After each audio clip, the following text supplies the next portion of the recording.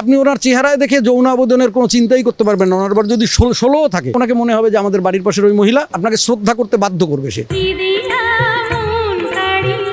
মানুষ তাকে মা বোন এইরকম চিন্তা করে, ভাবি। এই ছিল শাবানা আপার সবচেয়ে জনপ্রিয়। ওনার যে কাজটি আমি মনে করছি, ওনাকে দেখলে মনে হবে যে আমার পাশের বাড়ির মহিলাটি। এবং ওনাকে আল্লাহ এমন একটি চেহারা দিয়েছেন যে আপনি ওনার চেহারায় দেখে যৌন আবেদনের কোনো চিন্তাই করতে পারবেন না। ওনার বার যদি 16 থাকে, ওনাকে মনে হবে যে আমাদের বাড়ির পাশের ওই মহিলা, আপনাকে শ্রদ্ধা করতে বাধ্য করবে সে। সুচিত্রা সেনও তাই। ওই ফেসের মধ্যে এমন একটি মায়া, এমন একটি ব্যক্তিত্ব আছে যে মানুষ তাকে মা বোন এইরকম চিন্তা করে, ভাবি। হ্যাঁ, কেউ কিন্তু তাকে মানুষই চিন্তা করার মতো অবস্থান নেই। তো বাঙালিরা তো রক্ষণশীল।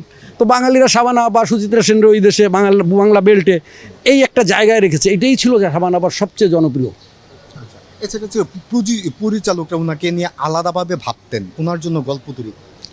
ওই যে আমরা তো সবসময় যারা বাণিজ্যিক ছবি বানাই, দর্শকদের চাহিদার উপরে চিন্তা করি কোন আর্টিস্টকে কোন গল্প। যেমন রাজ্জাক সাহেব করলে রাজ্জাক সাহেবের অ্যাক্টিং, মদ খেয়ে সে করতে পারবে এরকম একটা অ্যাক্টিং, সুপার ড্রামা করতে পারবে।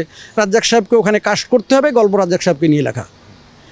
আবার ওয়াসিম ভাইকে নিয়ে তলোয়ারবাজি ঘোরা থাকবে, ওয়াসিম ভাইকে নিয়ে ওইভাবে লেখা। অঞ্জু ঘোষালের নাচ থাকতে হবে, এরকম একটি লেখা।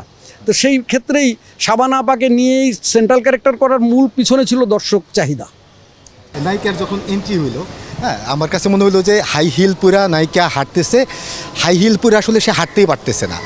হ্যাঁ, মানে আমার কাছে এরকম দেখে মনে হইলো। তো এইভাবে কেন আসলে এন্ট্রিটা দিতে হইলো? এখন আমরা তো যারা ধরেন এই দেশে বাণিজ্যিক ছবির প্রবর্তক হলো এহতেশামুর রহমান, তার ঘরানায় আজিজুর রহমান এবং এহতেশামের অ্যাসিস্ট্যান্ট জহির রায়হান সাহেবও ছিলেন।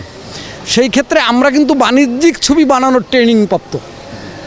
আমরা কখনোই কি বলে ওটা ক্লাসিক ছবি বানানোর চেষ্টা করিনি, কারণ আমরা চাইছি প্রযোজকরা টাকাগুলো ফেরত পাক।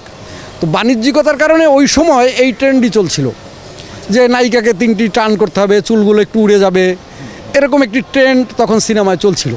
কিন্তু আমার কাছে দেখে মনে হচ্ছে যে সে হাই হিল পরে আসলে হাঁটতেই পারছে না। এই প্র্যাকটিসটা আসলে করানো যেত কিনা? না, সে তো যে ফ্যামিলির মেয়ে বা যেখানে এই ফাইল তো সবসময় সে পড়ে, হয়তো ওই দিন তার পায়ে ব্যথা লাগতেছিল জুতার কারণে, এরকম হতে পারে। কেমন ব্যবসা সফল ছিল ওই ছবিটি? খুব ব্যবসা না করলেও 35-এর শেষ যুগে তো 16 লক্ষ টাকা ব্যবসা করেছিল ছবিটি। আচ্ছা, লাভ করেছিল 16 লক্ষ টাকা। এবং এটা 62 লাখ টাকার ছবি ছিল, এফডিসির ছবি। এবং এই ছবিটি দিয়ে ওই ভদ্র মহিলা যে প্রডিউসার ছিলেন, যিনি হাওয়া আক্তার কলি, ভালো ভদ্র মহিলা, একজন ভালো প্রডিউসার, উনি আরও 2টি ছবি একই সাথে স্টার্ট করেন লাভ করার কারণে। একটা এজরানা ভাই করেছিলেন, আর একটা ছবি